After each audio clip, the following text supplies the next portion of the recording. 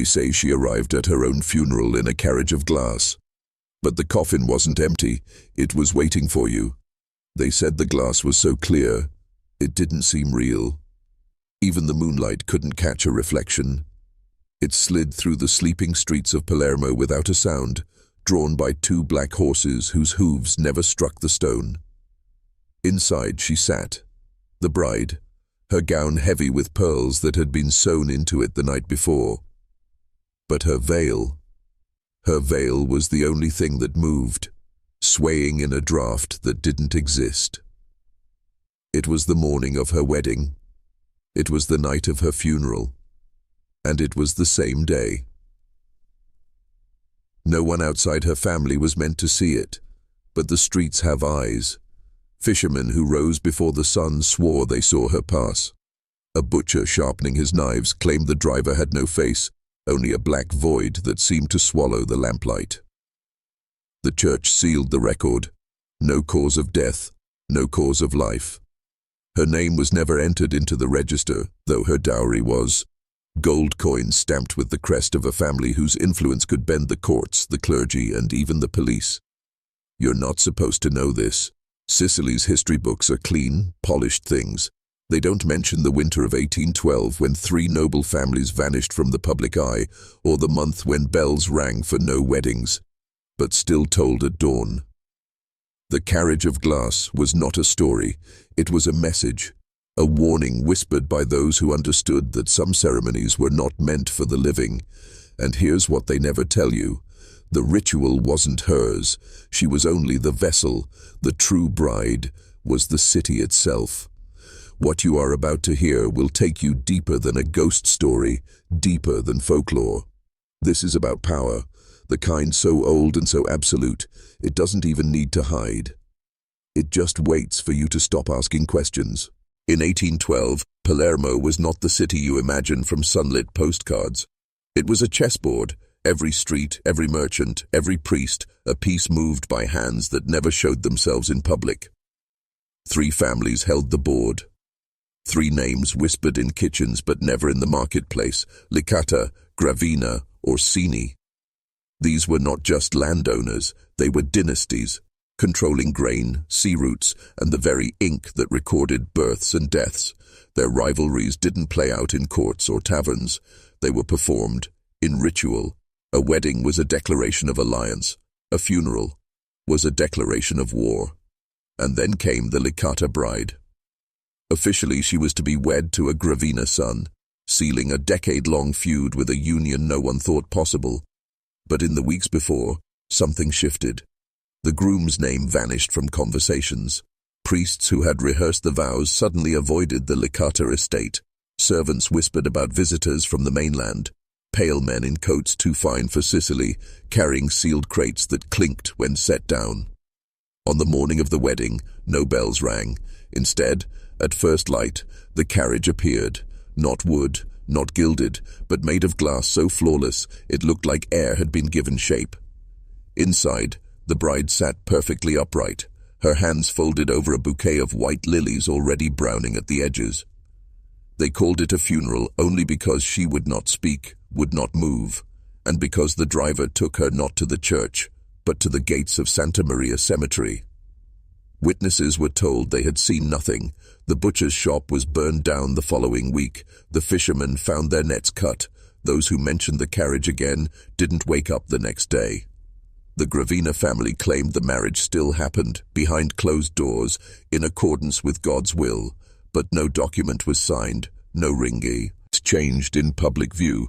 What did happen was far stranger. Palermo's cathedral ledger recorded the burial of a woman under the bride's initials, in the same line as an entry for a new property transfer from Licata to Gravina for land near the old aqueduct. It wasn't just a burial. It was a transaction. The bride's body, her silence, her absence, all currency in a deal that could never be spoken aloud. And that glass carriage, it would appear again 2 years later, with another passenger who wasn't meant to return. They said the glass was not blown in Sicily. No Sicilian craftsman could make something so flawless, so cold to the touch, that even in August it felt like winter. The order was placed months before the wedding, sent through 3 intermediaries so that no single merchant would know the buyer. The trail began in Venice, then moved to Vienna, and finally to a single workshop in Bohemia, a place already whispered about in European courts for producing mirror glass, so pure it could hold an image too long. It wasn't glass the way you think of it. It was leaded in a way that bent light unnaturally, trapping reflections like insects in amber. And if you stood too close, they said, you could see yourself move, half a second late. The man who delivered it to Palermo was not Sicilian. His ship docked at night, sails blackened, name scrubbed from the hull. 3 days later, he was found floating face down in the harbor. No one claimed the body. The carriage remained. The Licata family didn't keep it in their stables. They locked it in a sealed courtyard, draped in white cloth as if it were some sacred relic. Servants were forbidden to touch it. Yet at night a faint tapping could be heard from inside, like fingernails on glass. When the day came, it wasn't drawn by ordinary horses.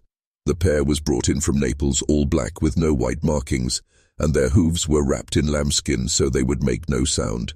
The driver, no one could describe his face. Every witness gave a different account. Some saw nothing at all where his features should be. Others swore they saw their own faces staring back. But the most dangerous detail, the one struck from every parish record, was the superstition tied to the carriage's purpose. In certain circles, among Sicily's oldest families, there was a belief that a glass carriage could carry more than a corpse. It could carry a soul, without releasing it. Not to heaven, not to hell, but to whomever paid for it. This was no funeral tradition. It was a harvest. The bride wasn't being taken to her rest, she was being delivered. And Palermo's elite, they were buying more than land that day. Long before the church's bells rang in Sicily, the island spoke another language, a language of symbols, rites, and bargains made not with saints, but with the land itself. The Greeks brought their gods, the Arabs brought their call to prayer, the Normans their crucifix. But underneath them all, something older remained. In the hills outside Palermo, archaeologists have found carvings of women standing between 2 black horses, hands bound in front of them, eyes closed. The locals have another name for these women: La Sposa Silenziosa, the silent bride. According to fragments of pre-Christian Sicilian myth, the silent bride was not a victim, but an offering, not to feed the earth but to bind it. Her passage, always between 2 black horses, marked a pact between the living and a shadow realm that ran parallel to our own. In these rites, glass was not a luxury but a seal, a perfect barrier to keep what was taken from leaking back into the world. The church labeled these carvings idolatrous and buried them under new chapels, but the families, the old families, they kept the pattern alive. Not every generation, not in public, but when the balance of power needed to be secured, when a rival was too strong or a property too valuable, the right would return. A woman, preferably a bride, carried in silence to the boundary place. In 1812, that boundary was no longer an open field or a stone altar. It was Santa Maria Cemetery, its gates sitting exactly on the line between Old Palermo and the newer expansion built under Bourbon rule. For the Licata family, the symbolism was perfect. The bride would pass from the old city to the new, carrying more than her body into foreign hands. The church might have blessed her coffin, but they would never bless her passage, because they knew what it meant.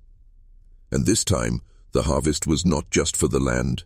It was for a Martin, a man in the Gravina family who was rumored to be sick, his face pale, his eyes hollow. Weeks after the funeral, he was seen again, walking the markets, smiling. His illness, gone. Palermo whispered about a cure, but the old families knew better. It wasn't a cure, it was a transfer. The Gravina estate had always been a fortress, high walls, iron gates, windows shuttered even in summer. But in the weeks after the glass carriage's silent arrival at Santa Maria Cemetery, something about the place changed. Not just in appearance, in atmosphere. The gardens, once wild and overgrown, began to flourish unnaturally fast. Vines climbed the stone walls overnight, bearing flowers out of season. The orange trees bent heavy with fruit in the middle of winter. Servants whispered that the scent of lilies, the same ones from the bride's bouquet, now lingered in the air, day and night, even in rooms where no flowers were kept. But the most unsettling change was in Lorenzo Gravina, the sickly heir who, weeks before, had been wasting away. His skin now held a strange brightness, a vitality that bordered on unnatural. His gait was no longer slow and halting. He moved through the estate like a man reborn. Yet those closest to him noticed the cracks.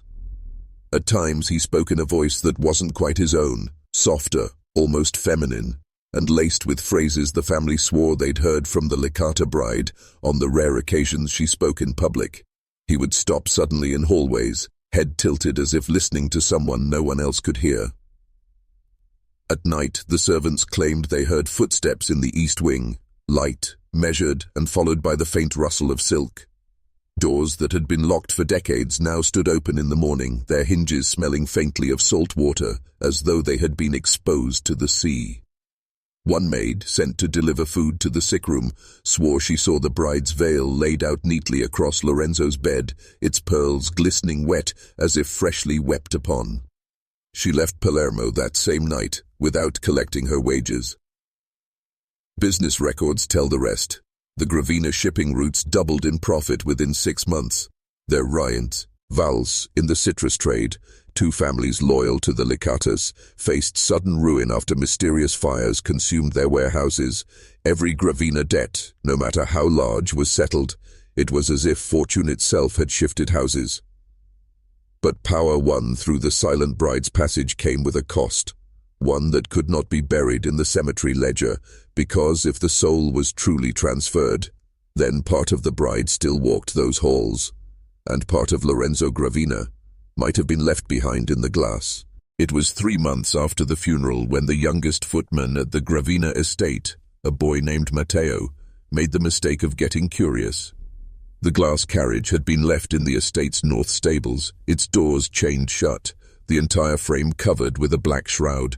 No one was allowed near it. Not the stable hands, not the grooms, not even the head steward. Only Lorenzo Gravina held the key.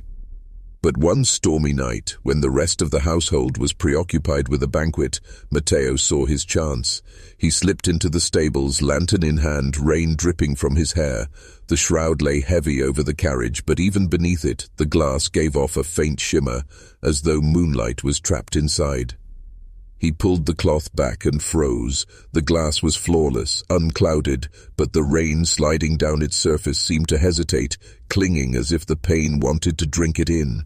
Inside, the seats were pristine, but the air looked wrong, too dense. A faint movement rippled through it, as if it were water. Matteo pressed his hand to the door. Cold. Not the cold of winter, but the kind that makes your teeth ache. The kind that feels like it's coming from inside your bones. He fumbled with the chains until one slipped loose. As he reached for the handle, a shadow flickered across the glass. Not his own reflection, but the shape of a woman in a veil sitting perfectly still, her head turned, slowly, toward him. The lantern went out. When the other stable hands found him the next morning, Matteo was on the ground, breathing but unresponsive, eyes wide open and glassy. He would never speak again. His hands were frost-bitten, blackened at the fingertips, though the night had been warm for winter. The Gravinas wasted no time. The carriage was moved to an underground chamber beneath the estate, the key kept on a chain around Lorenzo's neck, and there it stayed, not destroyed, not sold, but kept, as if its value had not diminished but grown. Why keep such a thing? Because in the oldest Sicilian families, a vessel that could carry a soul was never discarded. It was preserved for the next transaction, and Palermo's elite were already whispering about another bride.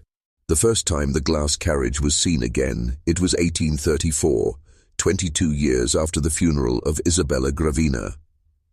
It appeared not in Palermo, but in the mountain town of Caltabellotta, where a merchant's daughter was to be wed to a Sicilian banker with friends in Naples and enemies in Parliament. Witnesses swore they saw a pale, veiled woman step from the carriage at dusk, her hand resting lightly on the polished frame. But when the wedding procession reached the church, the bride was missing. And the banker left Sicily that night with a chest of documents no one was allowed to read. The second sighting was 1861, in the chaos of Italian unification. Garibaldi's men were seizing estates for the new government, and the Gravinas had vanished from public life. In the port city of Trapani, dock workers watched a sealed glass carriage roll into a warehouse under heavy guard. The next day, a regional magistrate who had resisted annexation accepted the unification terms without a word of protest. Weeks later, his only daughter was found drowned in a fountain the locals claimed had been dry for decades. By the time the third sighting came in 1899, the carriage had become a whisper, a private legend told in old Sicilian drawing rooms. This time it appeared in the middle of the night outside the gates of the hospital of San Bartolomeo. No one saw it arrive, no one saw it leave, but at dawn, the hospital's records show that 6 patients were transferred without destinations listed. Not one of them was ever seen again. Patterns began to emerge, not just in Sicily, but wherever the carriage was rumored to appear. A wedding that never concluded. A political decision that defied all reason. A disappearance, followed by a sudden shift in power. And always, the same small detail from those who claim to have seen it up close. That faint ripple in the air behind the glass, like water waiting to swallow whatever entered. By 1912, the few researchers who dared study the story noticed something more chilling. The years between sightings averaged 38, the span of a single adult life cut short, which begged the question, was the carriage summoned when a debt was due, or when a debt was about to be created? He called himself Salvatore d'Acquisto, though later we would learn that name belonged to a child buried in Palermo in 1789. The man who spoke was old, far too old for his eyes to burn like that. Fever bright, as though every memory he carried was a wound that refused to close. I met him in 1914 in the back room of a tobacco shop that no longer exists. He had written to me after reading one of my small, anonymous essays on Sicilian funeral rites. His opening line was not a greeting, it was a confession. "I have sat where she sits," he whispered, "and I have looked through her glass at the world you still think is yours." He claimed it happened in 1861, when he was only 22, the same year the carriage appeared in Trapani. He had been hired as a porter to help unload a shipment from Naples, a job he thought was routine. But when the cargo doors opened, the glass carriage stood inside the ship's hold, lanterns burning, though no flame could be seen. Salvatore swore he felt a pressure in his chest, as if invisible hands were steering his own will.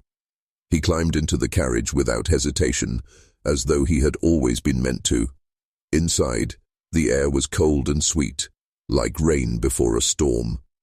The veiled woman was seated opposite him. Beneath her sheer white gloves, her fingers were bruised, not from injury, but from something older, something baked into the bone.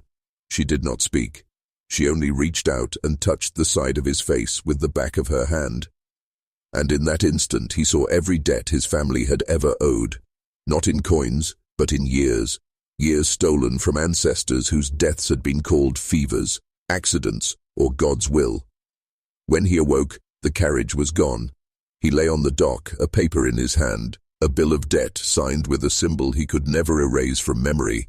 It looked like a wedding ring, but with no circle, only a broken arc. Salvatore lived another 53 years, never marrying, never owning property. "I am already owned," he told me that night, tapping his chest. "And one day, when the arc closes, she will come for me again." The Vatican calls them indicineri, the Black Index. A catalogue of objects so entangled with death, heresy, or political fracture that even whispering their existence was punishable by exile.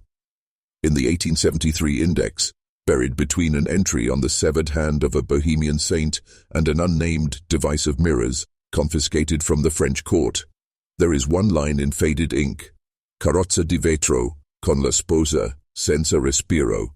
Origin Sicily, 1812. Not to be venerated, not to be studied, not to be spoken of beyond the chamber. The note is signed with the seal of Cardinal Lucio Santarelli, a man later accused of performing unsanctioned funerary experiments in the catacombs beneath San Callisto. And yet, his name is carefully crossed out, replaced only with the letters T.R.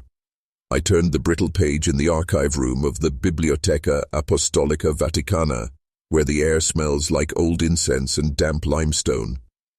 A slip of paper fell out. Not Vatican stationery, but the cheap pulp kind sold to dock workers in the 19th century. On it, someone had drawn a diagram of the glass carriage, labeling each panel with dates. Not years, dates. Feast days. Everyone corresponded to the funeral of an aristocratic Sicilian bride who had died before her wedding night. But here's where the ink turns venomous. In the margins, in a spidery, impatient hand, do not close the ark. The ark binds the debt. If the debt is paid, the door will open, and the door must remain closed. I recognized the symbol from Salvatore's paper, the broken wedding ring. It wasn't merely a mark of ownership, it was a lock. And if the lock was tied to dates, then every death, every public mourning, every staged display of grief was a key. A controlled sequence, turning over decades, centuries, until someone, or something, could finally step through. That night, alone in my hotel room, I began to wonder, were the brides chosen because of their beauty, their bloodline, or simply their timing? Or were they bred for this, their lives calculated from birth to align with a door no man was supposed to open? The testimony was recorded in 1814, 2 years after the funeral, by a notary whose handwriting trembled like the ink itself was frightened. The witness was a fisherman named Pietro Vassallo, a man who could gut a marlin with his eyes half shut, but who crossed himself 3 times before even saying the bride's name. He hadn't come forward at the time of the procession. In Sicily, you learned early that there were certain sights the wealthy could parade openly, yet the poor could not dare to describe. Pietro said he had been hauling his nets along the rocky inlet near Arci Castello when he saw the column of carriages winding toward the cliffside chapel. All of them were black wood and drawn by mules, except the one at the center. It gleamed like ice under a noon sun, each panel catching and bending the light in a way that made the road look as though it was underwater. But as it drew nearer, Pietro saw something that made his jaw lock. Inside, the bride lay upon her bier, and the carriage was filled, not with air, but with seawater. Her hair floated around her like dark kelp, her veil billowing in slow, weightless waves. And yet, the water never spilled, not a single drop broke over the threshold, even as the wheels jostled over stones. Pietro swore he could smell the salt on the wind, hear the sound of gentle surf within the glass walls. But when he asked others in the crowd if they heard it, they looked at him blankly, or stepped away in silence. In his account, Pietro added one detail he had never spoken aloud before. As the carriage passed, the bride's eyes opened, not wide, but enough for him to see that they were black, as if the pupils had swallowed everything else. He said it wasn't the look of a corpse. It was the look of someone watching from the other side of a window, deciding whether or not to open it. The notary's note at the bottom is brief, L, most dismissive. Witness intoxicated, possibly lunatic. Record sealed. But the record wasn't just sealed. It was buried in the wrong ledger, under the heading Property Disputes, Maritime. As though someone wanted it forgotten, but not lost. The letter was never meant to survive. It was written in a hand so sharp it could cut, the slanted script of men raised to believe their words alone could decide the fate of entire villages. Dated 14th of Marzo, 1812, it bore the seal of Marchese Lorenzo di Carini, one of the most influential aristocrats in Sicily at the time. It was addressed not to another nobleman, but to the Bishop of Catania. The opening line was not a greeting but an order. The waters must be made ready, and the bride must be kept in sight of the living until the hour has passed. No explanation, no context, as though both men already understood the meaning, as though this was part of a ritual they had performed before. Lorenzo's second paragraph made my stomach turn. They believe it a superstition. Let them. The women who sink and rise in the glass are not merely symbols. They are conduits. And as long as the village watches, the balance remains in our favor. This wasn't about grief. It wasn't about mourning a dead young woman. It was about control, psychological, spiritual, and political. A staged spectacle designed to imprint something deep into the minds of the villagers, something they would never consciously understand, but would obey without question. Further down, the Marchese described the bride in chillingly practical terms. She is suitable. She has no father, no brothers, no claimants to object. The sea has already taken her. We only return her under our command. The tone was not reverent. It was administrative, as though choosing livestock for a ritual slaughter. And yet the instructions were clear. The glass carriage must remain filled with seawater, the body must be visible to all, and, most unsettling, the procession must pass the chapel exactly at the hour when the tide turns. The bishop's reply was not preserved, at least not in the same archive. But in the core, near of the Marchese's letter, in a different hand, was a single note. The last went well, the famine eased within the week. If this was coincidence, it was the kind that bends history. If it wasn't, it means the Sicilian elite believed they could trade death for plenty, so long as the people watched and did not look away. The man's name was Alessio Grimaldi, a stonecutter by trade, a drunk by reputation, and the last person anyone expected to carry a secret worth killing for. But Alessio was standing near the northern alley when the carriage burst, and he swore he saw exactly where Lucia ran. The crowd was screaming, blinded by salt water and blood. People tripped over each other, some clutching their faces where glass had lodged deep. But Alessio didn't follow the sound of panic. He followed the wet footprints. They were impossible to miss. Each step shone like moonlight, though the sun was high. They trailed through the labyrinth of back streets, then broke into open field toward the coast. Lucia never looked back. When Alessio finally reached the cliffs, the wind nearly threw him into the sea. She stood at the very edge, her white funeral dress plastered to her skin, hair whipping like black ribbons in the gale. "I thought she was about to jump," he later told the magistrates, "but she was waiting for something." Below, the ocean was wrong. Not blue, not green, but black as ink. The tide that had been held still for weeks suddenly surged upward, a single towering swell reaching toward her like a hand. And then it stopped. A shape rose from the water. Not a man, not a beast, but a column of writhing forms, twisting together as though made of human limbs, all white as bone. The smell hit Alessio then. Rot and salt and something metallic, like fresh blood. Lucia stepped forward. She whispered something Alessio couldn't hear, but he swore the ocean answered back. Her body tilted toward the shape, but before she could fall, it wrapped around her waist and pulled her under. No splash, no struggle, just gone. The sea turned blue again in an instant. The wind died. The tide moved normally, as though nothing had happened. When Alessio staggered back to the city, his clothes were dry. His eyes, however, had changed, milky white like old glass. He tried to tell the magistrates, but 2 days later his tongue was found nailed to the chapel door. That night, long after the city's shutters were bolted, and even the cats had vanished from the alleys, 12 men gathered in the upper chamber of the Palazzo Ventresca. They did not knock. They did not greet one another. They entered like actors taking their place on a stage they had performed upon for centuries. The table was a perfect oval of polished walnut, and on it rested a single object, the shattered front panel of the glass carriage, still slick with seawater. The room smelled faintly of myrrh, beeswax, and something else. Something metallic. Count Ventresca himself stood at the head, the candlelight etching deep trenches in his face. "We were not supposed to see that," he said, his voice low. But she went to it anyway. A magistrate with trembling hands asked the question everyone feared. "Does this mean the pact is broken?" The count didn't answer at first. Instead, he gestured to the carriage glass. It was fogged, though the room was warm. And in that fog, faint as if pressed from the other side, was a single handprint, small, feminine, still dripping. "No," the Count said at last.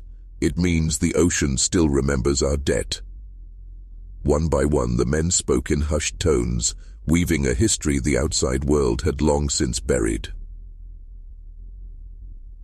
2 centuries earlier, during a plague that swept through Sicily, the city's founding families had made a bargain to sacrifice one bride each generation to the black tide. The tide would take her in the hour of her wedding, and in return the city would be spared famine, flood, and war. The carriage of glass was their device, a transparent coffin that disguised the delivery as a public funeral. The mourners thought they were honoring a tragedy. In truth, they were feeding an ancient covenant. But tonight's events had broken the script. Lucia had not gone quietly. She had run, and worse, she had been seen. By morning, the guards would erase Alessio from the records. The handprint would be ground to dust. The cliffside would be sealed with iron gates. But as the men left the chamber, one thing was clear to every trembling soul who walked into that cold, perfumed night. The sea was awake. The oldest record of the black tide does not sit in any library. It lies in a single rotting ledger hidden beneath the Basilica di San Giorgio, a place where even the priests refuse to descend after midnight. The vault is not marked on any map. Its only entrance is through a cracked stairwell behind the organ pipes, sealed with a door of hammered bronze. No key exists for it anymore. At least, not one cut from metal. The lock yields only to the weight of a sign, a gesture of the hand, drawn in the air, that no one alive will admit knowing.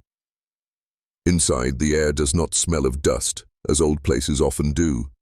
It smells of brine, wet stone, rotting kelp. And in the stillness you hear it, faint and distant, the muffled rush of waves, though the sea is half a mile away. The ledger rests on a pedestal of black marble. Its pages are bloated, warped by centuries of damp, and yet the ink, crimson and iridescent, has not faded. The first entry dates to 1411, when Messina was still clawing its way back from the Black Death. It tells of a night when the harbour waters turned as dark as oil, and a voice rose from beneath them, a woman's voice, carrying a single promise: a bride for the tide, and your sons will see the sun. The leaders of the city, desperate and starving, agreed. They swore the vow in the crypt beneath the basilica, sealing it with rings cut from their own wedding bands. The following day, the strange darkness vanished. Grain ships arrived in the harbour, and the plague ended. Every generation after, the ritual continued. The chosen bride was never told until the morning of her wedding. She would be dressed, veiled, placed in the carriage of glass, and taken, not to her groom, but to the cliff where the ocean opened its arms. The ledger details each bride's name, her family, and the date of her surrender. But in the margin beside Lucia Ventresca's entry, there is no date, only a single word written in a hand that is not human: refused. Father Calogero was not a superstitious man. He had stood at the bedsides of the dying, listened to confessions of murderers, even blessed the bones of plague victims as they were lowered into common graves. But nothing unnerved him as much as the ledger's final word: refused. The script was unlike anything he had seen. The letters elongated, curved, almost grown, as if written by roots rather than ink. When he traced them with his finger, the paper felt warm. That night, the bells of San Giorgio rang by themselves. No hands pulled the ropes, no wind shook the tower. The sound was slow, deliberate, and each toll seemed to push the air out of the basilica, leaving the pews in a vacuum of silence. Father Calogero lit a candle and climbed to the bell tower. Halfway up, the flame bent sideways, though no draught touched him. When he reached the belfry, he found the great bronze bell swinging, but the clapper inside was still. The sound was not coming from the bell at all. It was coming from beneath it, from the stones under his feet. When he knelt and pressed his ear to the cold floor, he heard her, a voice, soft, lilting and impossibly close, whispering his name. She told him she had been waiting, that the vow had been broken, that she could not take the bride the tide demanded, so she would take him. And then, silence. The candle went out. In the dark, the stones beneath him became warm, almost pulsing, then wet. When he stood, his bare soles were black with brine. The belfry steps were gone, replaced by a slow spiral of water leading down into a place far older than the church. Father Calogero was last seen that night by a fisherman who swore he saw a man in priest's robes walking into the sea, eyes open, mouth moving as though he were speaking to the waves. By dawn, the ledger had changed again. Next to Lucia Ventresca's name, beneath the word refused, another word had appeared in that same impossible hand. Replaced. Replacement in the Sicilian tongue of 1812 had a simple meaning: to take the place of another. But in the quiet archives beneath Palermo, the word carried a different weight. It was a right, one that officials denied existed, and yet their own seals appeared on the parchment orders that invoked it. The doctrine was old, older than the kingdom itself. It spoke of the sposalizio d'ombra, the wedding of shadows. When a vow could not be fulfilled, whether a bride refused, a groom perished, or the ritual was interrupted, the balance demanded a substitute. Not any substitute, but one who had touched both lives, stood at their table, spoken to them in the same day, or carried their name in prayer. Father Calogero had done all three. The replacement did not simply vanish. He was carried over, not to the grave, but to the place the vow was meant to open. The Sicilian nobility claimed it was symbolic, a way to appease the old gods of harvest and tide. But the fisherman who had seen Calogero walking into the water swore, even as an old man decades later, that the priest was smiling, not in peace, but in recognition, as if he had always known this day would come. In the weeks that followed, the town's behavior changed. No one mentioned the funeral carriage again. No one spoke of the glass that had not shattered, or the cold salt wind that rolled into the church as Lucia's body was lowered into the earth. Even her mother, who had screamed so loud that day her voice bled, began to sit silent for hours, staring toward the coast as if waiting for the tide to answer. The records from that month are sparse. 3 pages in the town's birth registry are missing. The bishop's correspondence stops entirely, and a single note unsigned appears in the margin of the marriage records. The vow stands, the sea will have its name. This phrase would surface again more than once, shared in other towns along the Sicilian coast.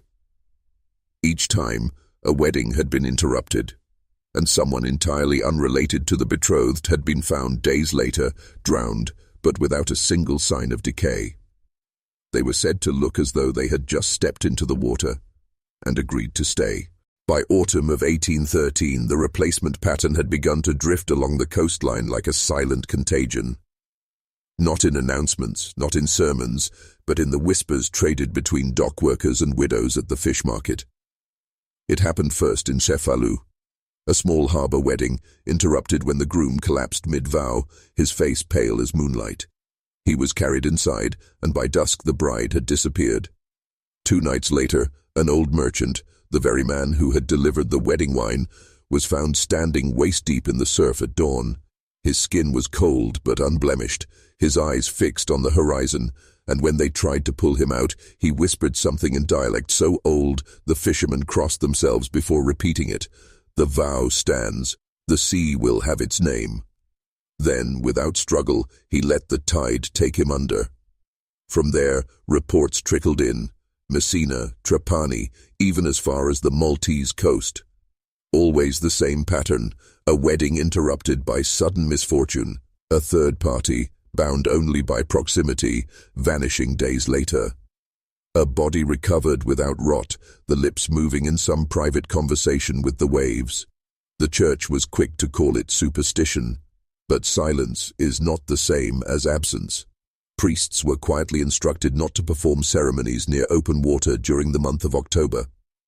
The coastal guard was told to burn any unclaimed bodies before sundown, and yet those who knew the archives recognized the names, not of the drowned, but of the missing brides. Every one of them matched an entry in the forbidden Libro degli Sposi Spezzati, the Book of Broken Vows, a registry never meant to leave the chancery walls. Some pages were so old the ink had bled into the fibers. Others were disturbingly fresh. The entries had one common notation, a mark in the shape of an open eye, inked in rust brown, and beneath it, a date, sometimes years after the recorded death of the bride. It was as though the vow, once broken, was not closed, only paused, and the sea, whatever it truly represented, never forgot to collect what it was owed. By autumn of 1813, the replacement pattern had begun to drift along the coastline like a silent contagion.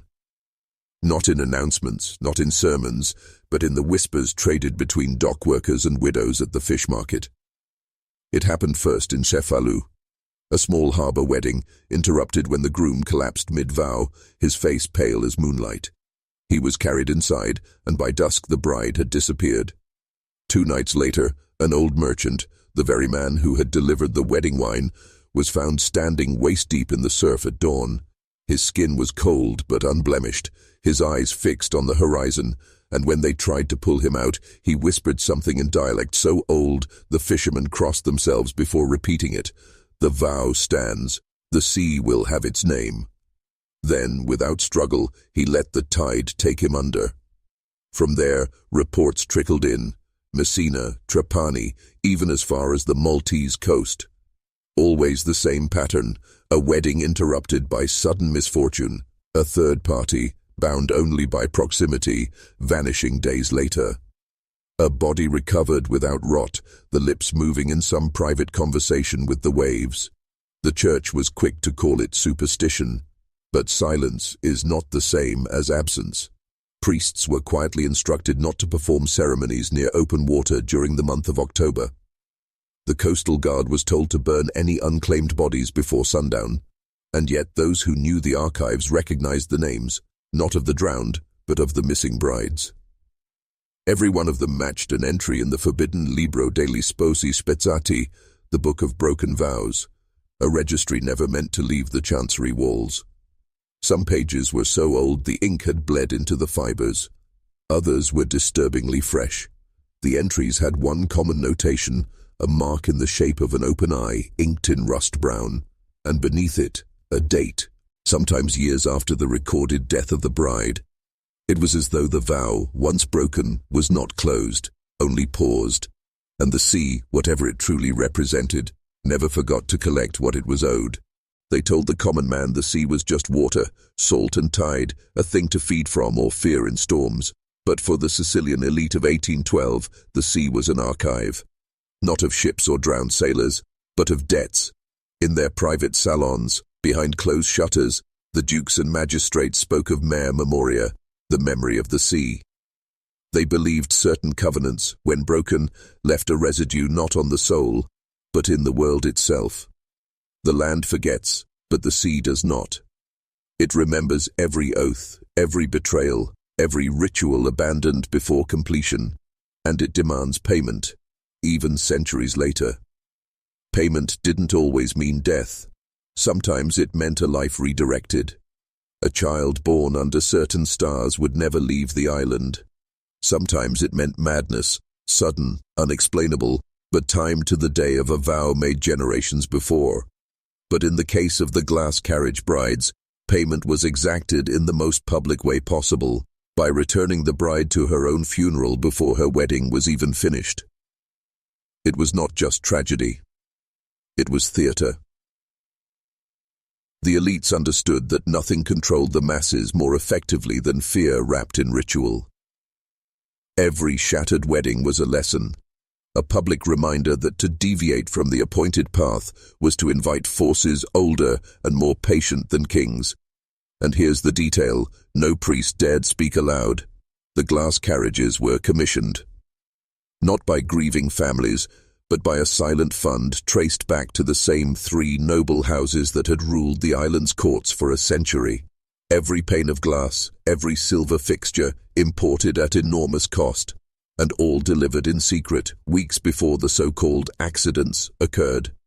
Witnesses swore they had seen the same driver at multiple ceremonies, his uniform immaculate, his face unreadable. Some claimed the horses were pure white, others said they were black as oil. All agreed on one point: the hooves never made a sound. It was this impossible silence more than the spectacle that chilled the onlookers, because silence was the mark of a debt being collected, and in Sicily, in those years, debts owed to the mare memoria were always paid in full. Long before the church rang its bells in Sicily, the coastline was a place of bargaining.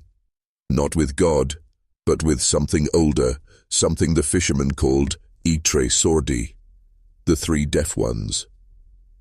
They were not spirits in the way the church would describe them, nor gods in the way Rome once prayed.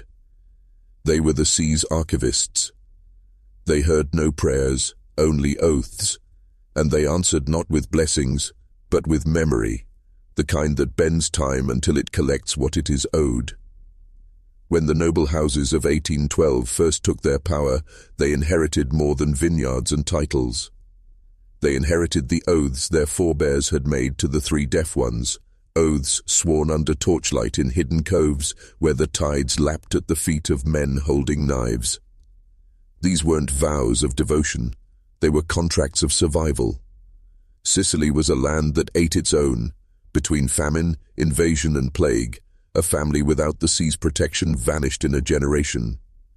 The earliest records, and I use that term loosely, for they were etched into black coral, spoke of offerings, a bride's veil tied to the rocks at low tide, a lock of hair from the firstborn son, an amulet of volcanic glass thrown into the deepest channel. But the most binding offering was the living promise. A person, chosen in infancy, pledged to the sea not for death, but for return. They could grow, marry, bear children, but before a certain moon, they would be brought back to the place their family's bargain began. By the time the carriage of glass appeared in public ritual, the noble houses had learned to disguise this collection as tragic fate. The people saw a bride taken before her vows were complete, the elites saw a contract fulfilled, the sea's balance maintained. And because the return happened in daylight with music and processions turned funeral, the crowd never forgot. Fear was carved into them deeper than any sermon could manage. You see, the mare memoria was not just a superstition. It was a ledger, and the noble houses were its accountants. Every debt paid kept them in power. Every ritual displayed reminded the island who truly governed it, and it wasn't the king in Naples. It happened in the spring of 1812, when the tides were already swollen from the equinox winds. The House of B, one of the oldest noble lines on the island, had a living promise set to be returned. Her name was Isola, though the fishermen whispered her as la sposa che non doveva nascere, the bride who should never have been born. From the day she could walk, she was kept away from the shore, as if the sea could not claim what it could not see. But here is where the arrogance began. Her father, Count B, had grown wealthy beyond his ancestors' wildest dreams, not from vineyards or trade, but from discreet dealings with the new mainland regime. He believed the old pacts were relics, superstition meant to frighten peasants into compliance. He told his council, "I am done paying ghosts." And in that declaration, he condemned more than himself. When the night of the return came, the moon fat and low over the strait, the carriage of glass arrived at the gates. Witnesses claimed the horses were black as ink, their eyes glinting not with reflection, but with their own pale fire. The driver said nothing, no name, no greeting, just a slow, deliberate gesture toward the girl. But the Count refused. He ordered the gates shut, the guards doubled. He kept Isola in her room, the windows sealed, incense burning to keep out bad air. All through the night, the sea roared like a storm, though the sky was clear. By morning, the streets outside his villa were littered with dead fish, not a few, but thousands, their glassy eyes all pointing inland toward the house. Within a week, the Count's wine casks soured, his livestock sickened, and his servants began disappearing one by one. No doors were forced, no signs of struggle, just empty rooms where a bed had been slept in hours before. By the third week, even his political allies avoided his estate. The smell of salt water followed, him everywhere, clinging to his clothes like a second skin. Isola herself changed. She spoke less, and when she did, her voice seemed layered, as though something else was speaking just behind her. On the final night before the solstice, she vanished. No broken locks, no footprints, no witnesses. Only a trail of seawater leading from her bed to the closed, unbroken window. By dawn, the carriage of glass was seen again, not arriving this time but disappearing into the mist over the harbor, empty, except for a single white veil resting on the seat. The veil was not lace, not silk, not anything a mortal weaver could claim. Under the light of morning, it shimmered with a pattern too precise for the human hand, a lattice of threads so fine they seemed carved from frost. The fisherman who first saw it argued whether it was wet or dry, for it glistened like water, yet weighed almost nothing. By law of the port, all objects abandoned at sea were to be auctioned or claimed by the crown, but no officer dared approach it. They said the air near it was colder, as though the veil was drinking heat from the world. Finally, a dock worker named Matteo lifted it, folding it under his arm like any scrap of cloth. That was the last day his neighbors saw him smile. At first they called it a run of bad luck, the collapse of his fishing net, the sickness of his youngest son, the strange rash that bloomed along his arms in the shape of coral branches. But within 6 months, Matteo was a walking shadow, speaking in half-thoughts, gazing at the tide as if expecting orders from it. He died the following winter, lungs full of seawater, though no one saw him drown. When they opened his home to settle his debts, the veil was gone. In its place, carved into the inside of his bedroom wall, were words in an old Sicilian dialect so ancient that even the priests struggled to read them. She was promised. We took her late. You will pay the tide's delay. The magistrates kept it quiet, claimed the writing was vandalism, that Matteo's death was pneumonia. But the veil began to appear again. Each time, a different man touched it, and each time, the end came the same way. First the rash, then the voice that wasn't theirs, then the drowning on dry land. The Count, hearing of it, sent his men to retrieve the veil and lock it away in his wine cellar. He believed possession meant power. But when the cellar was opened months later, the ells were dry, the air was briny, and in the center of the room was a pool of seawater deep enough to drown in, though the villa sat miles inland. And floating in that pool was the veil, perfectly dry. The veil was not simply cursed cloth, it was a seal. In the private chambers of the Palazzo Gravina, beneath a painted ceiling of saints and angels, the nobility of Sicily had gathered for a feast that no commoner was ever meant to hear of.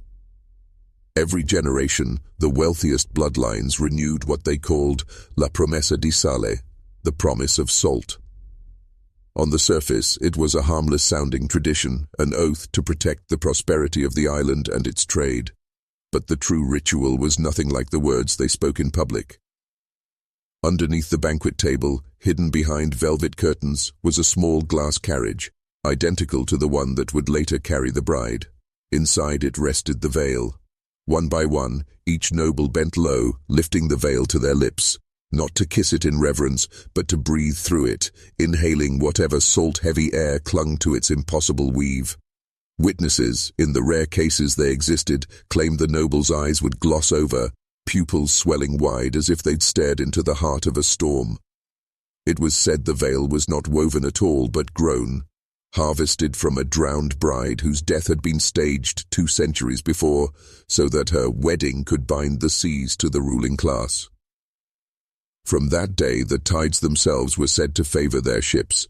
Storms would turn from their ports, and rivals would see their crops rot. The veil was the contract, and the bride was the collateral. The carriage of glass was more than a vehicle, it was a reminder. Whenever a family line grew weak, failed to pay their tithe in blood or silver, the carriage would appear at their door in the dead of night. Inside, seated upright as if alive, would be the drowned bride herself, eyes open, lips blue, hands folded over a bouquet of seagrass. By dawn, a wedding would be held in the family chapel, but the groom would never be seen again. The public believed these vanishings were the work of pirates, disease, or scandal. But behind every closed door of Sicilian power, they knew the truth. The carriage had come to collect what the salt demanded. And in 1812, for reasons still whispered but never written, the carriage arrived not for a groom, but for the bride herself. The streets of Palermo were not quiet that morning, but they fell quiet the moment the first glint appeared at the far end of Via Maqueda. It wasn't the shimmer of sun on water, though that's what most would remember it as later. It was a thin, cold light, refracting through walls of glass. The carriage moved without the sound of wheels. No horses, no driver.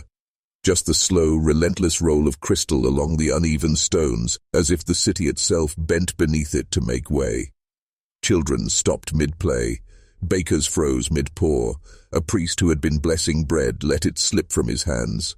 Within the transparent walls sat the bride. Her gown clung to her like it had just been pulled from the sea, yet not a single drop of water touched the carriage floor. Her face was pale, not with the softness of youth, but with the stillness of something long kept from breath. Yet her eyes were open, and they moved. Witnesses swore that as the carriage rolled past, those eyes locked onto theirs, one at a time, as if choosing, as if marking. And with each gaze a sharp, briny scent filled the air. Not the pleasant tang of the harbor, but the choking sting of deep ocean brine, where no light lives and the pressure crushes bone. Some knelt in prayer, muttering pleas to saints they'd never spoken to before. Others turned their faces away, too afraid to even watch. But the elders, the ones who knew, stepped back into doorways, heads bowed, lips trembling. For they understood what was about to happen. The carriage of glass had entered the city not as a warning, but as a sentence. By the time it reached the cathedral square, the crowd had gathered in silence. The bride did not blink. And then, without a single hand to guide it, the carriage stopped before the open cathedral doors. The bells began to ring, but not by any man's pull. They swung on their own, tolling lower and slow, their sound thick as though muffled by water. And in that moment, Palermo knew someone's fate had been sealed, and it would not be the groom's this time. The cathedral swallowed the carriage whole. Its glass walls seemed to pass straight through the stone archway without a scrape, without a crack, as if the building itself had been hollow all along, waiting for this moment. Inside, the air was thick.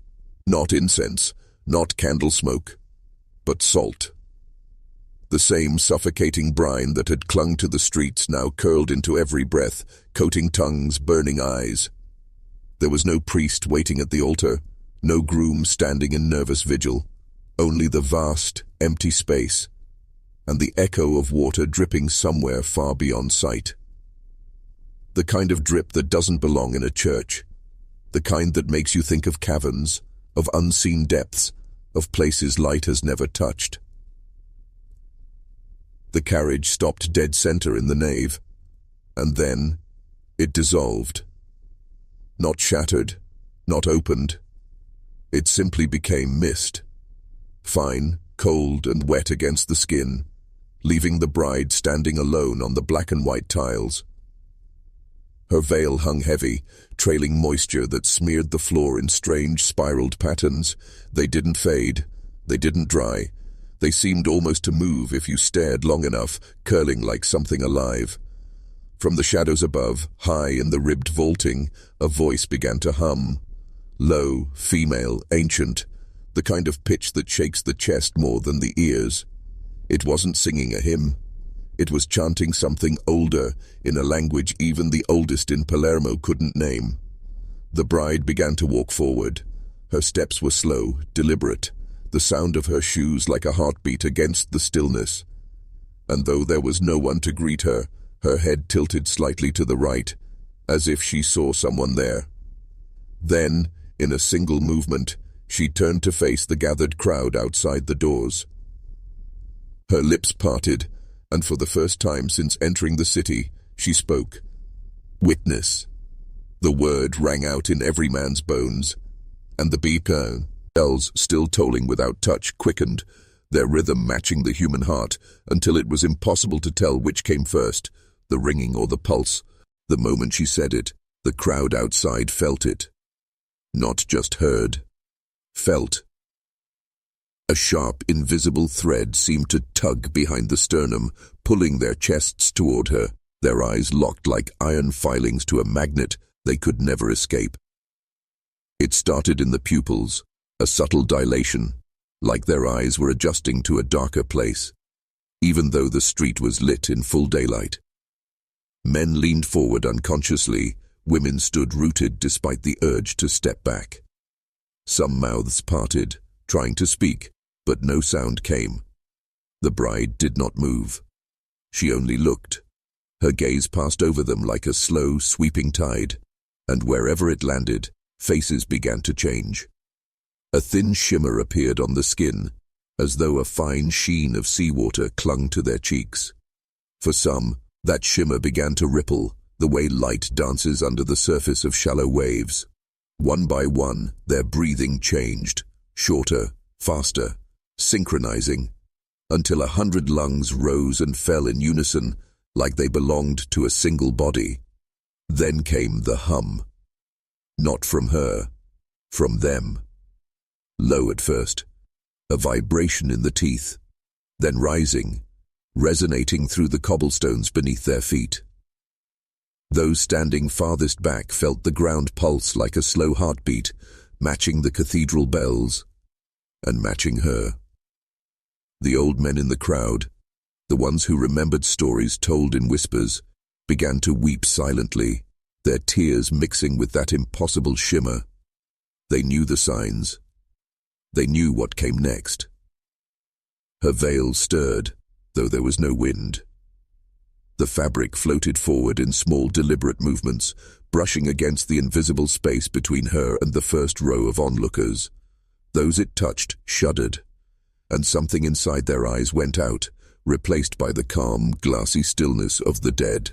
And still she whispered only once more, "Witness, not a request, not an invitation, a command, binding and absolute."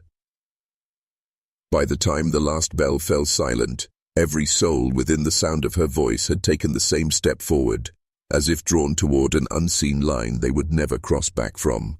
The great oak doors of the cathedral did not open for her. They yielded. Like old servants who had been waiting centuries for her return, the wood creaked inward without a single hand touching them. Inside, the air was different. Not simply cooler, heavier. It wrapped around the lungs, slowing the breath, making every inhalation feel like a choice you had to commit to. The scent was not incense, though it pretended to be. Beneath the sweet smoke lay something metallic, faint, but sharp enough to taste. Her carriage of glass stood waiting, somehow inside now, though no one saw it brought in. Its crystal walls reflected the candlelight in fractured, endless patterns, each flame splitting into 100 tiny suns. The coffin-shaped interior was empty, waiting, but lined with something that gleamed pale as moonlight on water. She walked to the altar, not to kneel, not to pray, to stand. High above the priests who flanked her, men in gold thread who looked more like guards than holy men.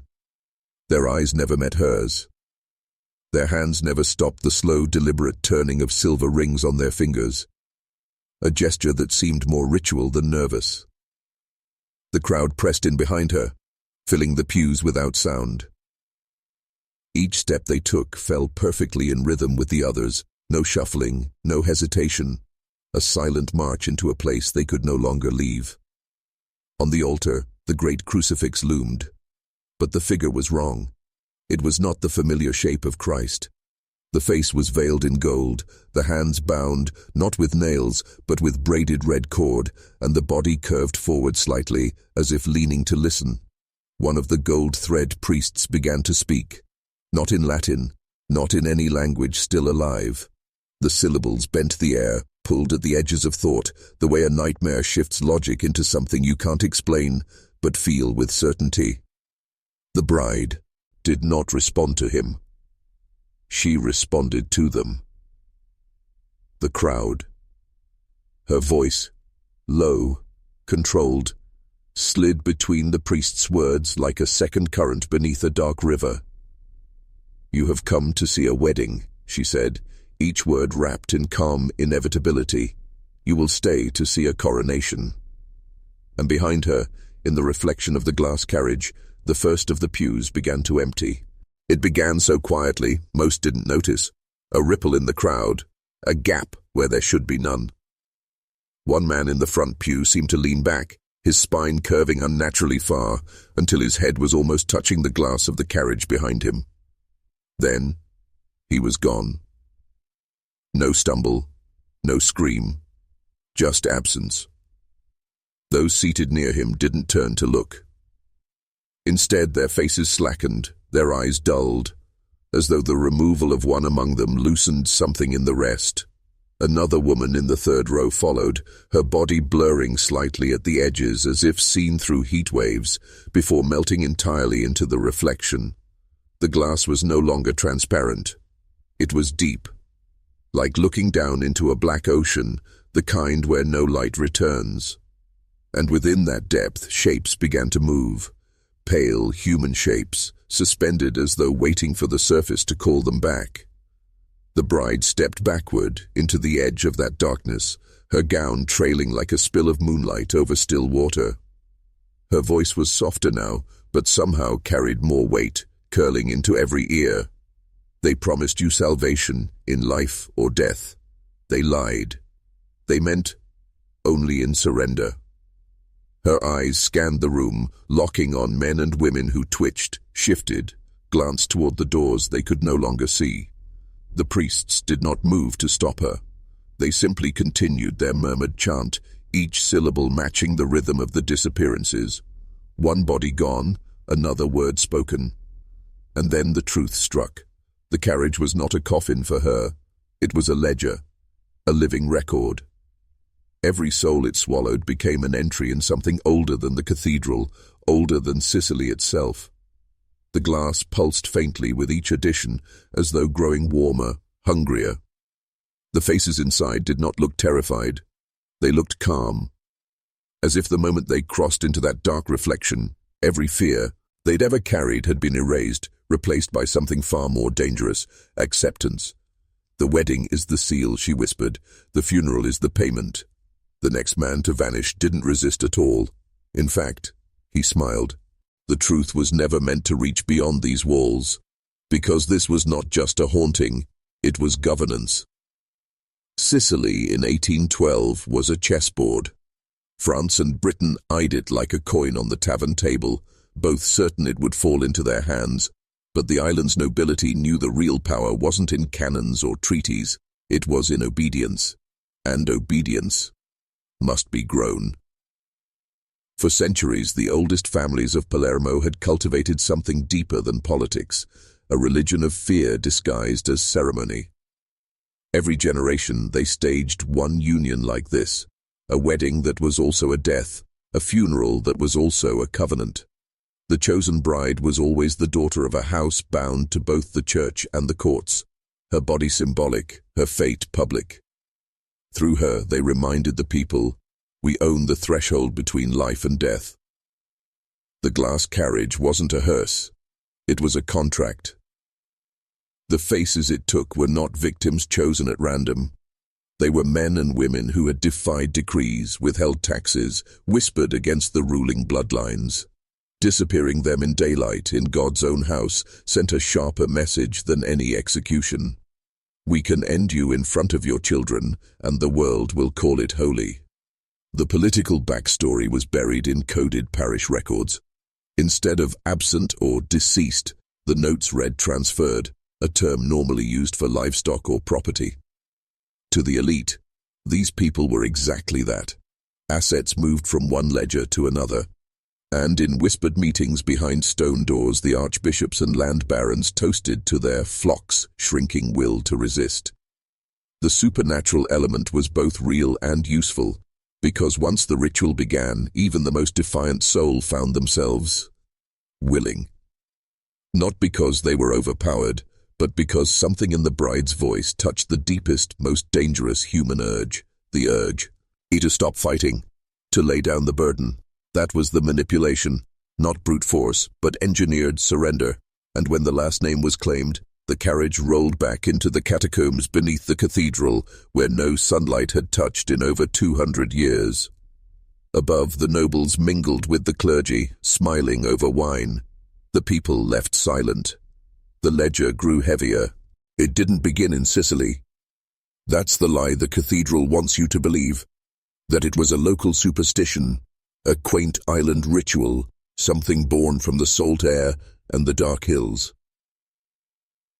No, the glass carriage had crossed oceans long before it ever rolled through Palermo's gates. Its true origin was Lisbon, 1715. A Portuguese trading family, whose name was erased from all official records after the earthquake of 1755, used it as part of a sealed procession to move both treasure and traitors through the city without interference. The carriage was transparent for one reason: to make the condemned visible, yet unreachable, to let the crowd see exactly who was being erased, but to strip them of the power to act. When Portugal's Inquisition began to fracture, that family sold the carriage, not for gold, but for silence. It passed through Genoa, Corsica, then into the hands of a Sicilian order calling itself La Confraternita del Vuoto, the Brotherhood of the Void. They were not priests, not exactly. They were the shadow that moved inside the church, a structure older than the Vatican itself, whose loyalty was not to Christ, but to the unbroken preservation of rule. The Brotherhood modified the carriage. They replaced the original wood frame with tempered crystal imported from Bohemia, claimed to have been cooled under an eclipse. It wasn't just for beauty, it was for containment. Witnesses swore that when the carriage passed, you could hear the faintest hum, like water boiling under glass, and that the air around it tasted of iron. Prisoners locked inside often emerged compliant, even grateful. By the time it arrived in Sicily, the carriage wasn't just an object, it was an office.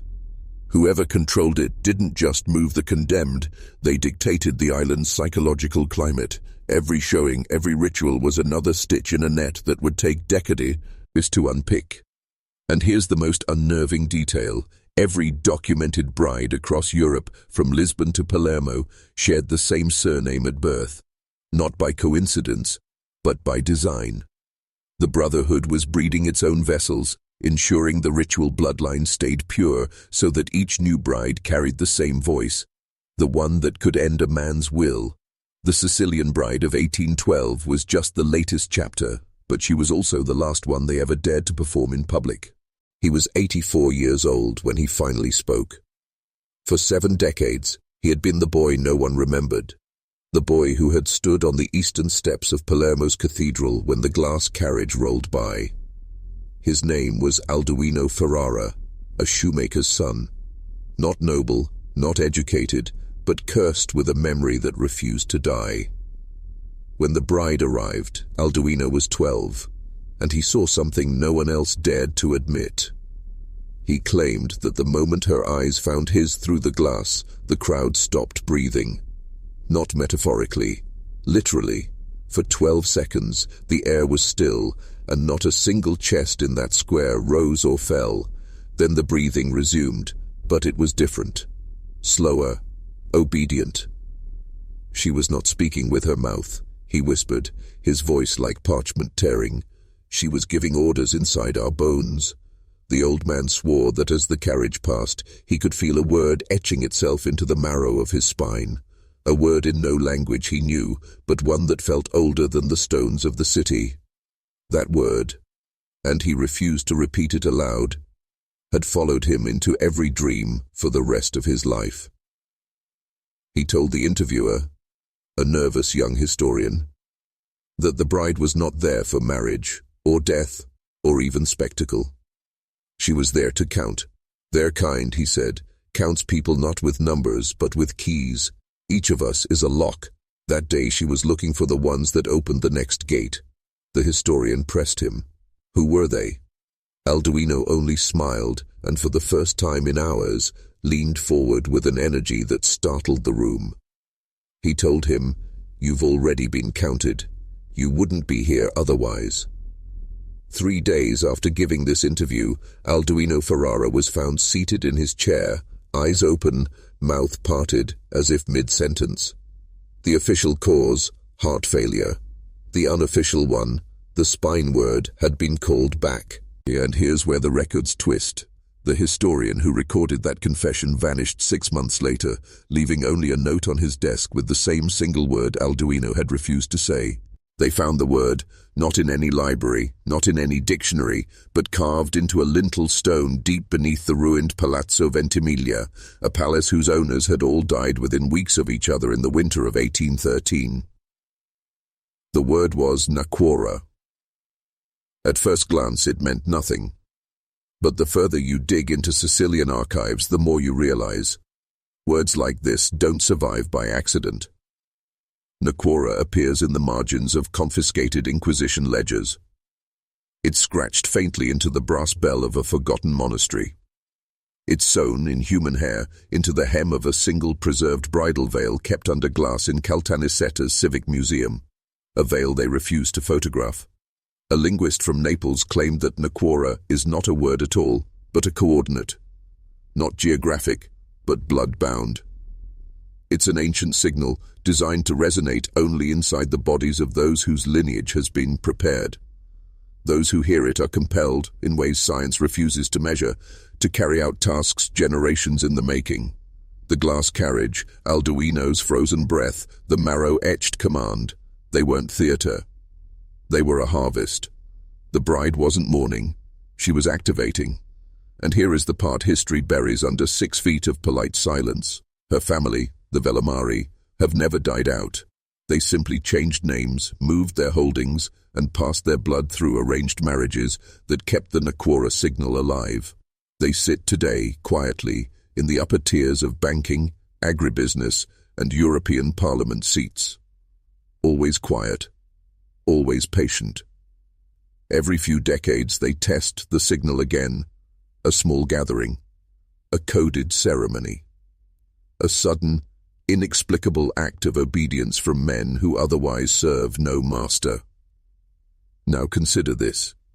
If you've made it this far into this story, if the sound of that word hums faintly somewhere in your spine right now, you I not have stumbled on this video by accident. Type the phrase, "I heard her" twice in the comments.